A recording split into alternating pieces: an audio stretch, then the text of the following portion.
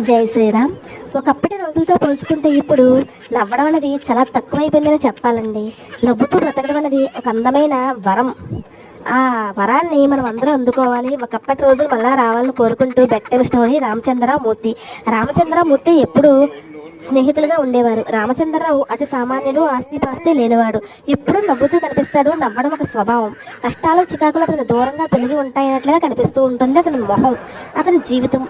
ఊళ్ళో అందరినీ నవ్వుతూ పలకరిస్తాడు. కానీ మూర్తి సమస్యలు తనలోనే ఉన్నట్లుగా, తనతో ఉన్నట్లుగా, తనే సమస్యలన్నింటికి కారణమైనట్లుగా భావిస్తూ ఉంటాడు. అందుకే మూర్తికి రామచంద్ర పక్కన ఉంటే ఒళ్ళంతా తేలికపడినట్లుగా, ఉదయపు నీరండ వంటి ఉత్సాహం వచ్చేట్లుగా అనిపిస్తూ ఉంటుంది. ఒకరోజు రామచంద్రరావుకి బస్సు ప్రమాదం జరిగి తలకి చంపకి కట్లు కట్టుతాడు. ఆసుపత్రిలో చూడడానికి మూర్తి వెళ్ళి లబో దిబోమని గుండు కొట్టుకుంటూ ఏడుస్తూ ఉంటాడు. ఎలా ఉన్నాడో ఏంటో అని. బ్రతికే ఉన్నానా అంటూ నవ్వుతూ పలకరిస్తాడు స్నేహితుడిని. ఎటువంటి పరిస్థితులను ఎదుర్కొనే మానసిక స్థితిలో ఉండాలి.